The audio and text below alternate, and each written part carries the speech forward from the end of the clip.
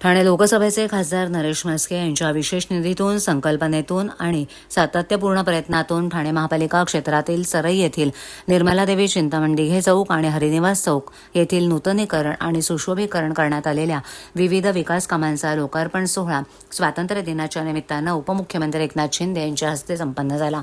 ठाणे नगर स्थापनेपासून हरिनिवास येथील चौकाला हरिनिवास चौक असं नाव आहे. या नावाला साजेचं तसंच ठाण्याच्या ऐतिहासिक वारशाशी सुंदर सांगड घालण्याच्या संकल्पनेतून या ठिकाणी श्रीकृष्णाच्या पदन्यासाचे आकर्षक शिल्प उपमुख्यमंत्री एकनाथ शिंदे यांच्या मार्गदर्शनाखाली साकारण्यात आलंय.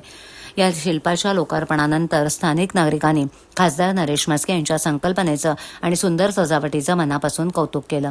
हरिनिवास चौकात साक्षात श्रीहरीचे आपल्या गोकुळासह दृश्य वास्तव असल्याचं दिसून येत आहे. ही वास्तू शिल्पकार रोहन खेडेकर यांनी साकारली. चरे येथील दगडी शाळेजवळील निर्मलादेवी चिंतामणदिघे चौकाच्या नूतनीकरणाच्या कामाचा लोकार्पण सोहळा उपमुख्यमंत्री एकनाथ शिंदे यांच्या हस्ते उत्साहात संपन्न झाला. भारतीय शास्त्रीय संगीतातील अत्यंत महत्त्वाचं वाद्य असलेल्या तानपुरा अर्थात तंबोऱ्याचं भव्य शिल्प या ठिकाणी साकारण्यात आलंय. भारतीय संगीत परंपरेचं प्रतीक असलेलं हे शिल्प परिसराच्या सौंदर्यात भर घालतंच, पण ठाणे शहराच्या सांस्कृतिक वारशाची आणि कलाप्रेमी परंपरेचीही आठवण करून देते. गडकरी रंगायतन जवळ असल्यामुळे या शिल्पाला विशेष महत्त्व प्राप्त झालंय. मोठ्या आणि आकर्षक स्वरूपातील तानपुऱ्याचं हे शिल्प चरे परिसरातून ये जा करणाऱ्या नागरिकांचं लक्ष वेधून घेणार असून यामुळे या भागाच्या सौंदर्यात निश्चितच भर पडली आहे.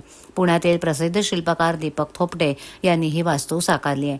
या लोकार्पण सोहळ्याला महापौर शर्मिला पिंपळकर, आमदार रवींद्र फाटक, सभागृह नेते हनुमंत जगदाळे, विरोधी पक्षनेते अशरफ शानू पठाण, ठाणे महानगरपालिकेचे अतिरिक्त आयुक्त प्रशांत रोडे तसंच शिवसेनेचे सर्व पदाधिकारी, कार्यकर्ते आणि स्थानिक नागरिक मोठ्या संख्येनं उपस्थित होते.